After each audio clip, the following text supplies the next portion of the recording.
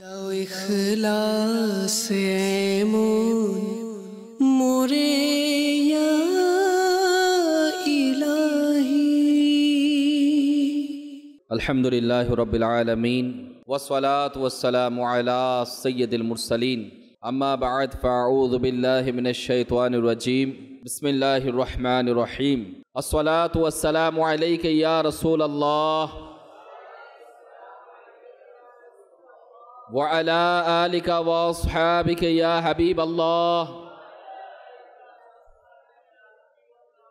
আসসালাতু ওয়াসসালামু আলাইকা ইয়া নবিয়াল্লাহ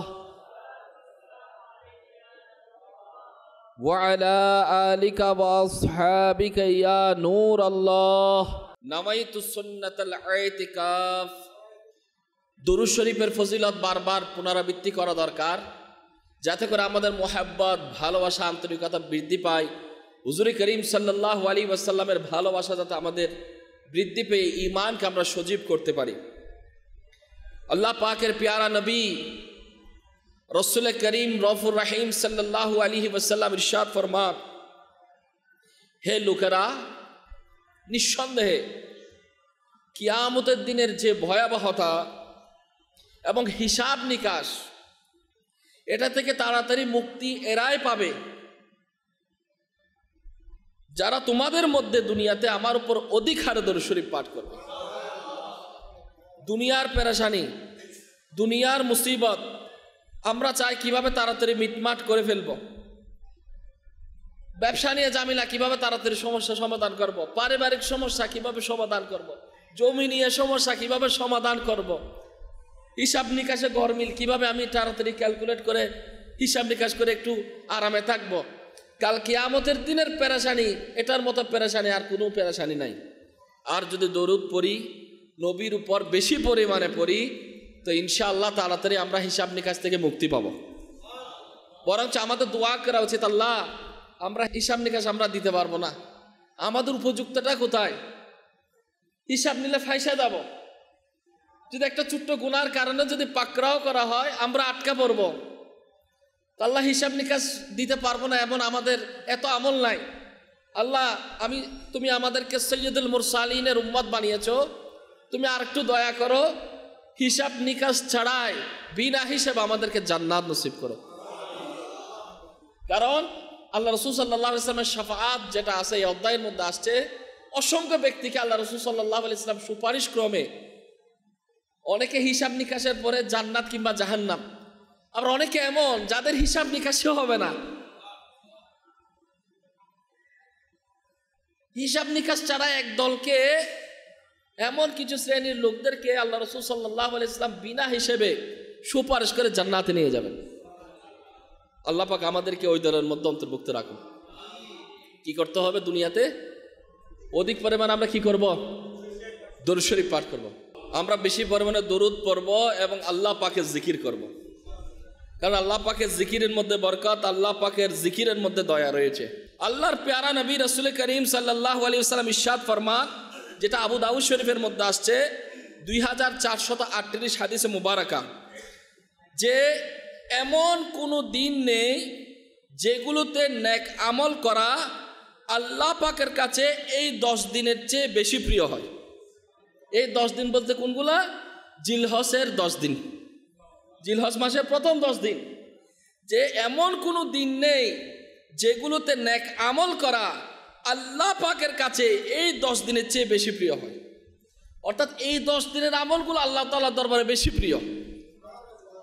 সাধারণ দিনগুলোতে নেকি করা হলে সেটাও আল্লাহর কাছে অনেক প্রিয়। আপনি অন্যান্য দিনে ইবাদত করেন, আল্লাহর কাছে প্রিয়। সাধারণ দিনগুলোতে নেকি করা অনেক ফজিলতের বিষয়, কিন্তু সাধারণ দিনগুলোর তুলনায় জিলহজ মাসের প্রথম 10 দিন নেকি করা আল্লাহ পাকের কাছে অনেক বেশি প্রিয়।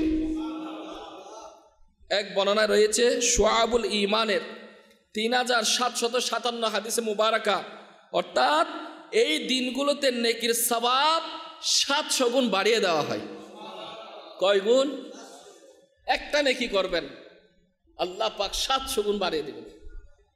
এমন মুহূর্ত জবান দিয়ে অনেক কিছু উচ্চারণ করা যায়, আল্লাহর দরবারে এই আওয়াজটা বেশি প্রিয়।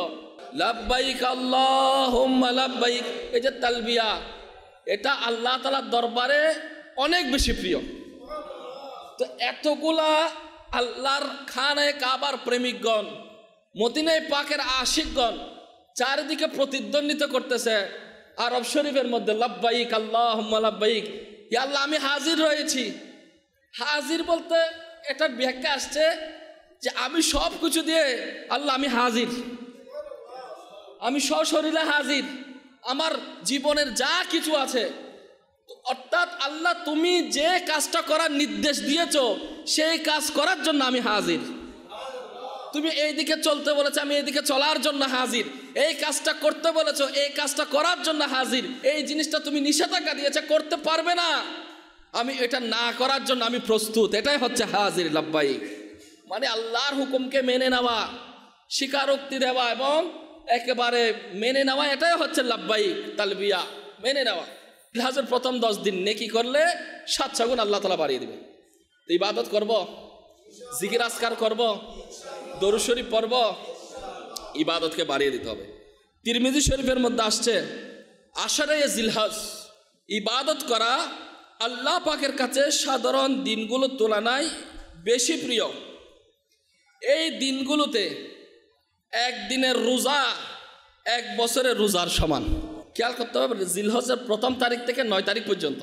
আবার 10 তারিখে গিয়ে রোজা রাখতে পারবেন না। 10 তারিখে রোজা রাখা কিন্তু নাজায়েজ, কুরবানের দিন, ওই দিন আপনি রোজা রাখতে পারবেন না।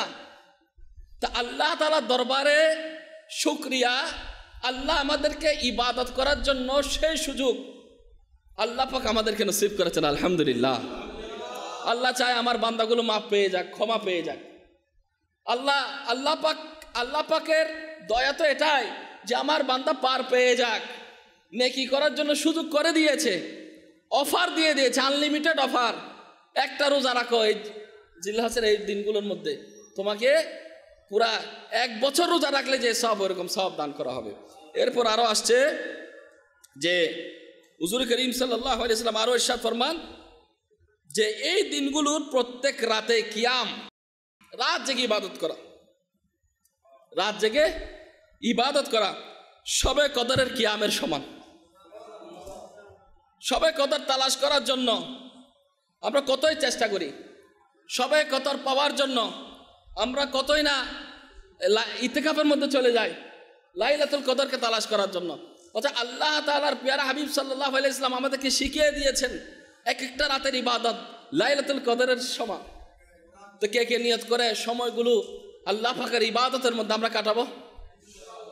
যদি কাটাতে পারি তাহলে দুনিয়া এবং আখিরাতে আমাদের জন্য সফলতা রয়েছে। করবো ইনশাআল্লাহ। আল্লাহ পাক আমাদেরকে ইবাদত করার তৌফিক দান করুক। এই মাসের সবচাইতে উত্তম আমল হচ্ছে 10 তারিখ, যেদিন কুরবানির দিন। কুরবানির পশু জবে করার মাধ্যমে ও রক্ত প্রবাহিত করা, এটা আল্লাহর দরবারে সবচাইতে উত্তম আমল। আল্লাহর দরবারে গোশতও যায় না, আল্লাহর দরবারে রক্তও যায় না। ইমানদার ব্যক্তির, মুমিন ব্যক্তির তাকওয়া পরেশগারিতা, অন্তরের তার ইচ্ছা পোষণটা, তার অন্তর কি চাচ্ছে আল্লাহ পাকের সন্তুষ্টির জন্য যখন সে কুরবানি দেয়, তার নফসকে কুরবানি দেয়, আল্লাহ আমি শুধু পশু কুরবানি দিচ্ছি না, বরঞ্চ প্রয়োজনে আমার নফসের মধ্যে যত গুনাহ রয়েছে সব গুনাহকে আমি কুরবান করে দিচ্ছি, সবগুলো নিঃশ্বাস করে দিচ্ছি, আমি সবগুলো ত্যাগ করছি, আমি সুন্দরভাবে ইনশাল্লাহ আমি আল্লাহ পাকের দয়া মেহেরবানিতে আমি সুন্দরভাবে চলবো, তোমার হুকুম হাকাম মেনে চলবো। এই নিয়তে যখন আল্লাহ পাকের নির্দেশ পালনার্থে যখন কেউ কুরবানি করে, তাকওয়া পরেশগারিতা অবলম্বন করে, তার কুরবানির রক্ত প্রবাহিত করাটা ওই দিনের মতো আমল আল্লাহ তাআলার দরবারে আর কোনো নেকি ওই দিন আর পছন্দনীয় নেই। এটা সবচেয়ে বড় পছন্দনীয় আমল। তো কুরবানি করব, যাদেরকে আল্লাহ তাআলা তৌফিক দিয়েছেন, যারা নিসাব পরিমাণ সম্পদের মালিক হয়ে যায়, তাদের উপর কুরবানি করাটা ওয়াজিব হয়ে যায়। ওয়াজিব হওয়ার পর যদি কেউ কুরবানি না দেয়, তাদের জন্য কঠিন শাস্তির হুকুম এসেছে। কুরবানি এটা কোথায় থেকে আসছে? এটা হযরতে ইব্রাহিম আলা নবীনা আলাইহিস সালাতু ওয়াস সালামের সুন্নাত রয়েছে। আসুন সে সম্পর্কে আমরা কিছু ঘটনা শ্রবণ করি। নিজের প্রিয় জিনিসকে আল্লাহর হুকুম আসছে কুরবানি দেওয়ার জন্য। এখন আমরা একটা কুরবানি দিই, পশু জবাই করতেছি, অথচ ইব্রাহিম আলাইহিস সালাতু ওয়াস সালামের উপর পরীক্ষাটা কেমন। একেবারে শেষ বয়সে এসে হযরতে ইসমাইল আলাইহিস সালাতু ওয়াস সালামকে পেয়েছে, জোয়ান কালে না, মানে পাওয়ার কোনো আর অবকাশ নাই। তিনি ধৈর্য ধরেছেন, সবর করেছেন।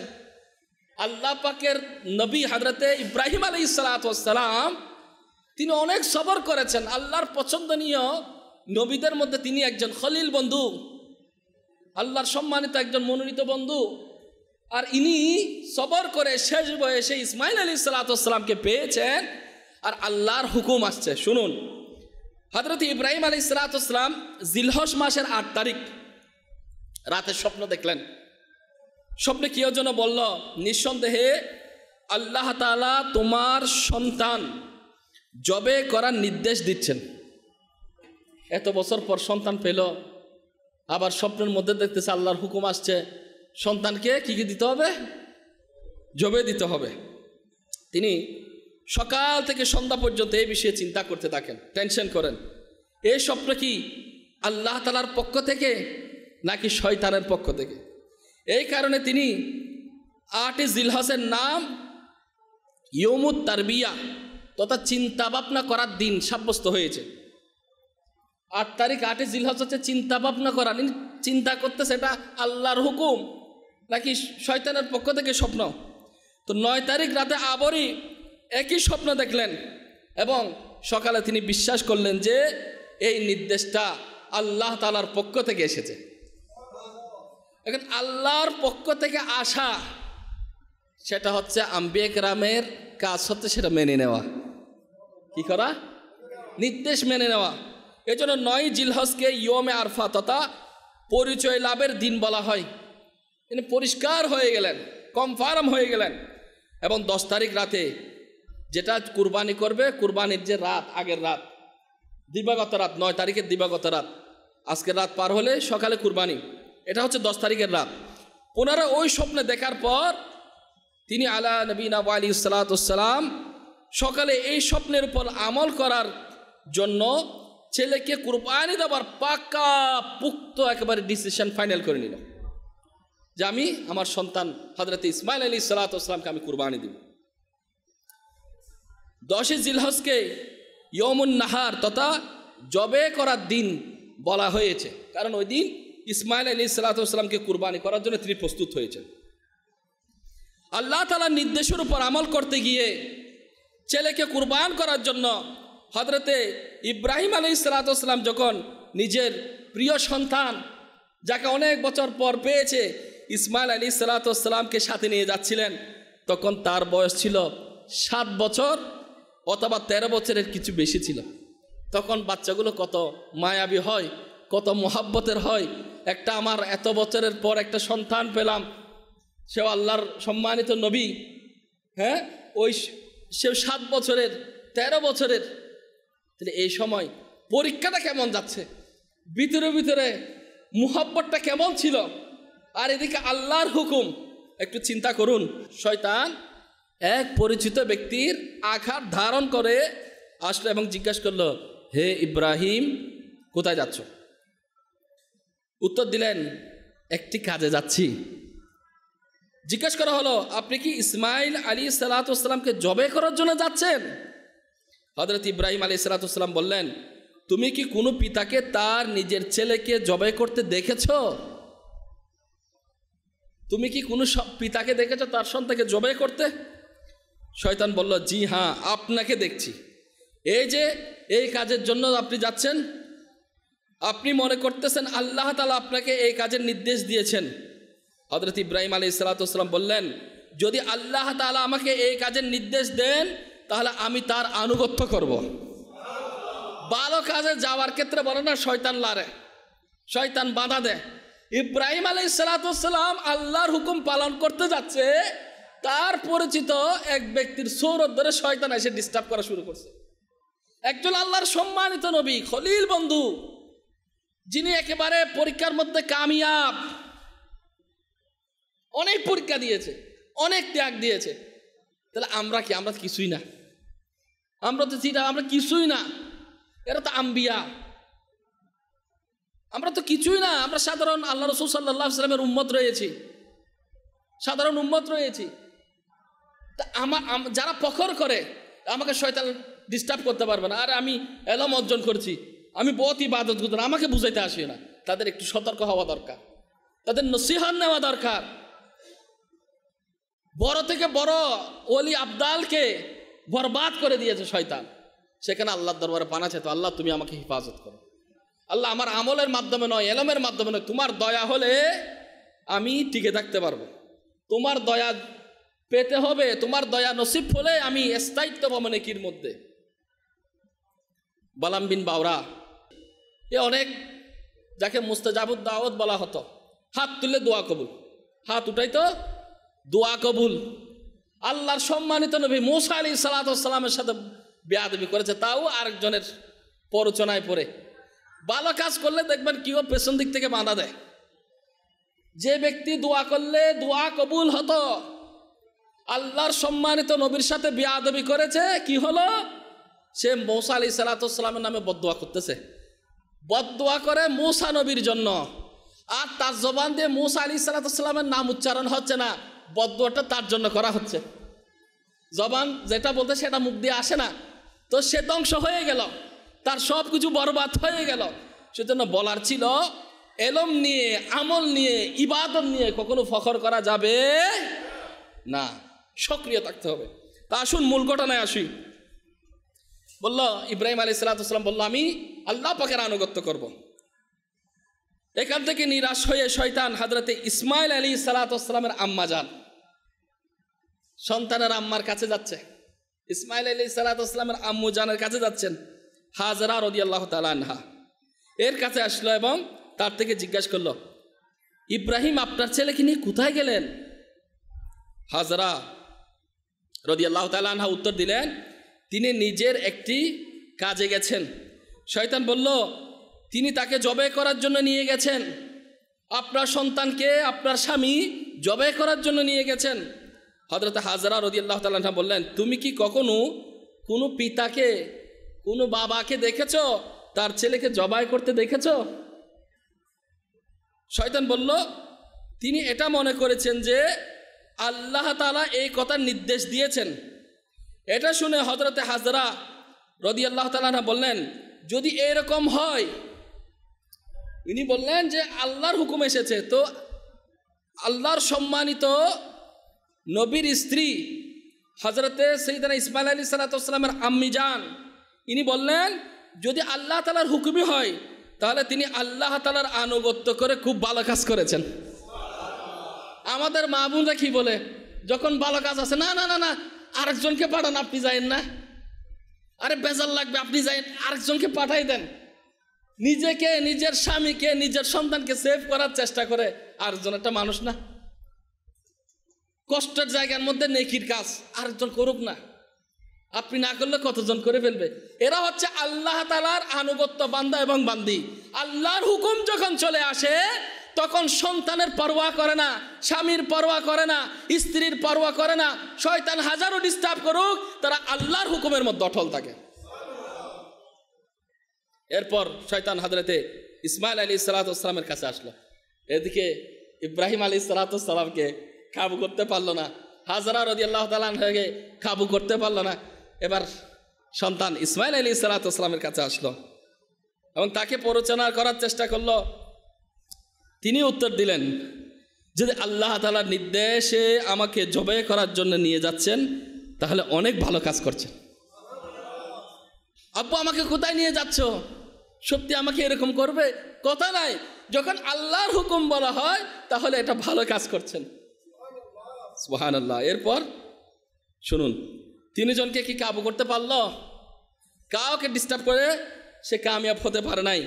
যখন শয়তান ইসমাইল আলাইহিস সালামকে ইব্রাহিম আলাইহিস সালামের উপর ব্যর্থ হলো, জামরার নিকট আসলো, তখন ইব্রাহিম আলাইহিস সালাম তাকে 7টি পাথর নিক্ষেপ করলেন। শয়তানকে। পাথর নিক্ষেপের পর শয়তান তার রাস্তা থেকে সরে গেল। সেখানে ব্যর্থ হয়ে শয়তান দ্বিতীয় জামরাতে গেল। ফিরিস্তারা দ্বিতীয়বার হযরত ইব্রাহিম আলাইহিস সালামকে বললেন তাকে প্রহার করুন। তিনি 7টি পাথর নিক্ষেপ করলেন, তখন সে রাস্তা ছেড়ে দিল। এবার শয়তান তৃতীয় জামরার নিকট পৌঁছালো। হযরত ইব্রাহিম আলাইহিস সালাম ফিরিস্তাদের কথায় আরও একবার 7টি পাথর নিক্ষেপ করলো। শয়তান রাস্তা ছেড়ে দিল। শয়তানকে 3 জায়গায় পাথর নিক্ষেপ করার স্মৃতি এখনো বিদ্যমান রয়েছে। দেখেন, একটা জিনিস খেয়াল করেন, আল্লাহর কোনো সম্মানিত নবী কিংবা আল্লাহর কোনো সম্মানিত ওলি কিংবা ওলিয়া নেক বান্দি যখন কোনো কাজ করে, ওই কাজটা যদি আল্লাহর দরবারে পছন্দনীয় হয়ে যায়, কিছু কিছু ক্ষেত্রে দেখা যায় সেটা অনেক জায়গায় ফরজ করে দেওয়া হয়েছে, অনেক জায়গায় ওয়াজিব করে দেওয়া হয়েছে, অনেক জায়গায় সেটা মুস্তাহাব আমল হিসেবে গণ্য করে দেওয়া হয়েছে। শয়তানকে এখনো 7টি পাথর নিক্ষেপ করা হয় কিনা? হজের মধ্যে যাইতে হয় না?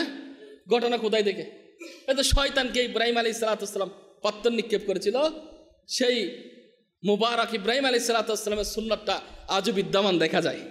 এগুলো আল্লাহর ওলির সাথে সম্পর্কিত। এবং হাজরা রাদিয়াল্লাহু তাআলা আনহা যে সাফা মারওয়া সাই করা মানে একটু নিজের চলার গতিকে একটু বাড়িয়ে দেওয়া, হালকা দ্রুত করে দেওয়া, একটু দৌড়াই। আপনারা যারা গেছেন দেখছেন মনে একটু দৌড়া একটা জায়গায় নির্দিষ্ট সাফা মারওয়ার মাঝখানে। ওই যে ইসমাইল আলাইহিস সালাম পিপাসার্থ, পানি পাচ্ছে না মরুভূমিতে, ইব্রাহিম আলাইহিস সালাম চলে গেছে, ওই সময় যে একটু দৌড়াইছে, 7 বার দেখছে ছোটাছুটি করছে পানির জন্য, এই আমলটা আল্লাহর দরবারে কবুল হয়ে গেছে। এটা আল্লাহর সম্মানিত নবী ইব্রাহিম আলাইহিস সালাম করে নাই, ইসমাইল আলাইহিস সালাম করে নাই, ইব্রাহিম আলাইহিস সালাম স্ত্রী করেছেন। তো ওই নেককার বান্দি, আল্লাহ তাআলার নেককার একজন মহিলা বান্দা, ওই মহিলার কাজটা, ওই নেককার নারীর কাজটা আল্লাহর দরবারে সম্মানিত হয়েছে যে যখন এখনো হাজিরা গেলে ওখানে সাফা মারওয়া সাই করে দৌড়াই। দেখেন আমলগুলো আপনি যদি দেখেন, সেজন্য বুজুর্গানের দিনের আমলগুলো মানতে হয়। একটা হচ্ছে নবীর আমল, একটা হচ্ছে আল্লাহর ওলিদের আমল। কিছু জায়গার মধ্যে আল্লাহ তাআলা কোনো ফিক্সড করে দিয়েছেন, করতেই হবে। তা আল্লাহ পাক আমাদেরকে বুঝার সে তৌফিক দান করুন। এবার ছেলের জন্য কুরবানির প্রস্তুতি। এখন পাথর নিক্ষেপ করে সামনে অগ্রসর হলো। হযরত ইব্রাহিম আলাইহিস সালাম যখন ইসমাইল আলাইহিস সালামকে নিয়ে সাবিরের নিকট পৌঁছালেন, তখন আল্লাহ তাআলা নির্দেশের সংবাদ আসলো, যার বর্ণনা কোরআনে পাকে এইভাবে বর্ণনা করা হয়েছে যে 23 পারার মধ্যে আল্লাহ তাআলা ইরশাদ ফরমান, কাজল ঈমান থেকে অনুবাদ, হে আমার ছেলে, আমি স্বপ্নে দেখেছি আমি তোমাকে জবেহ করতেছি, এখন তুমি দেখো তোমার কি সিদ্ধান্ত। ছেলে অনুগত হয়ে উত্তর দিলেন, হে আমার বাবা, আপনি সেটাই করুন যেটার নির্দেশ আপনাকে দেওয়া হয়। আল্লাহ তাআলা যদি চায় অতি শীঘ্রই আপনি আমাকে ধৈর্যশীল পাবেন, সবরকারীদের মধ্যে পাবেন। এরপর কি হলো? হযরত ইসমাইল আলাইহিস সালাম তার সম্মানিত পিতাকে আরজ করলেন, আব্বাজান, জবে করার পূর্বে দড়ি দিয়ে শক্তভাবে বেঁধে নিন, যাতে আমি নড়াচড়া করতে না পারি। আমাকে শক্ত করে বেঁধে নিন, আমি যাতে নড়াচড়া করতে না পারি, কেননা আমার ভয় হচ্ছে যাতে আমার সওয়াবের পরিমাণ কমে না যায়। আমার রক্তের চিটা থেকে আপনার কাপড় বাঁচিয়ে রাখবেন, যেন এটা দেখে আমার আম্মাজান চিন্তিত না হয়। আল্লাহর হুকুম আসছে, আপনি সেটা মেনে নিন, সেটা কবুল করে নিলাম, শক্ত করে বেঁধে নিন। এবার খুব ধারালো চুরি ধারানো করা হলো। তিনি বলল যে আমার গলায় এমনভাবে যেন চলে, গলা যাতে তাড়াতাড়ি কেটে যায়, কেননা মৃত্যু অনেক কঠিন হয়ে থাকে। আপনি আমাকে জবে করার জন্য উপর করে নেবেন, চেহারাকে জমিনের দিকে করে রাখবেন, যাতে আমার দৃষ্টি আপনার চেহারার দিকে না পড়ে। আর যখন আপনি আমার আম্মা জানের নিকট যাবেন, তখন আমার সালাম পৌঁছিয়ে দিবেন, এবং যদি আপনি ভালো মনে করেন তাহলে আমার জামা তাকে দরিয়ে দিবেন, এতে সে সান্ত্বনা পাবে এবং ধৈর্য চলে আসবে। হযরত ইব্রাহিম আলাইহিস সালাম বললেন, হে আমার ছেলে, আল্লাহ তাআলার আদেশ পালন করার জন্য তুমি আমার উত্তম সাহায্যকারী হয়ে গেলে, প্রতিবন্ধকতা তৈরিকারী হয় নাই, আল্লাহর হুকুমের মধ্যে মান্যকারী, নিজেকে কুরবানকারী। একদিকে হচ্ছে সন্তানের মহব্বত, আর ইসমাইল আলাইহিসসালামের জানের মোহাব্বত, এরা আল্লাহর হুকুমকে নিজের জানের চাইতো, প্রাণের চাইতো বেশি ভালোবেসেছেন। আল্লাহর হুকুমকে তারা বেশি ভালোবেসেছেন। তো কি হলো, অতবার যেখানে ইসমাইল আলাইহিসসালাম বলেছেন সেভাবে বেঁধে নিলেন, নিজের ছুরি ধারানো করা হলো। হযরত ইসমাইল আলাইহিসসালামকে উপর করে শুইয়ে দিলেন, তার চেহারা থেকে দৃষ্টি সরে নিলেন, তার গলায় ছুরি চালিয়ে দিলেন, কিন্তু ছুরি তার কাজ করলো না, গলা কাটলো না। এমন সময় হযরত ইব্রাহিম আলাইহিসসালামের নিকট ওহী প্রেরণ হলো, ওহী আসলো যে কানজুল ঈমান থেকে অনুবাদ, এবং আমি তাকে আহ্বান করলাম, হে ইব্রাহিম, নিশ্চয় তুমি স্বপ্নকে সত্য বাস্তবায়ন করে দেখালে। আমি যেভাবে সৎকর্ম পরায়ণদেরকে পুরস্কৃত করে থাকি, নিশ্চয় একটা সুস্পষ্ট পরীক্ষা ছিল, এবং আমি এক মহান কুরবানি তার বিনিময় দিয়ে তাকে মুক্ত করে দিয়েছি। মুক্ত করে নিয়েছি। আল্লাহ বলে আমি মুক্ত করে নিয়েছি, তুমি কুরবানি তো তুমি দিয়ে দিয়েছ, তোমার ছুরি কাজ করে নাই, আমি সেটাকে কবুল করে নিলাম, তার বিনিময়ে আমি কুরবানি কবুল করে নিয়েছি। কীরকম? সুবহানাল্লাহ, সুবহানাল্লাহ। হযরত ইব্রাহিম আলাইহিসসালাম যখন হযরত ইসমাইল আলাইহিসসালামকে জবাই করার জন্য জমিনে রাখলেন, তখন আল্লাহ তাআলার নির্দেশে হযরত জিবরাইল আলাইহিসসালামের বিনিময় স্বরূপ জান্নাতি দুব্বা তশরিফ নিয়ে আসলেন। জান্নাতি দুব্বা আল্লাহ পাঠিয়ে দিলেন। তা আমরা নিয়ত করি ইনশাআল্লাহ, আল্লাহ তাআলা যাদেরকে হুকুম করেছেন, হুকুম কাদেরকে করেছেন? যারা নিসাব পরিমাণ সম্পদের মালিক হয়েছে। যারা নিসাব পরিমাণ সম্পদের মালিক হয় নাই তাদেরকে বলা হয় নাই, যারা নিসাব পরিমাণ সম্পদের মালিক হয়েছে তাদেরকে বলা হয়েছে কুরবানি দেওয়ার জন্য। তা আমাদের সন্তান তো কুরবানি দিতে হচ্ছে না, পরীক্ষা তো আল্লাহর সম্মানিত নবীগণ দিয়েছেন, এবং তাদের ওই সুন্নাতটা, ইব্রাহিম আলাইহিসসালামের কুরবানি সুন্নাতটা আল্লাহর দরবারে মকবুল হয়েছে, যে আমরা প্রতি বছর হুজুর করিম সাল্লাল্লাহু আলাইহি ওয়াসাল্লামের উম্মতের জন্য সেটা ওয়াজিব করে দেওয়া হয়েছে, যারা যারা সামর্থ্যবান তাদেরকে কুরবানি দিতে হবে। তো সামর্থ্যবানরা কুরবানি দিব। নিসাব পরিমাণ সম্পদের মালিক হলে তারপর কি কুরবানি ওয়াজিব। নিসাব পরিমাণ সম্পদ কি?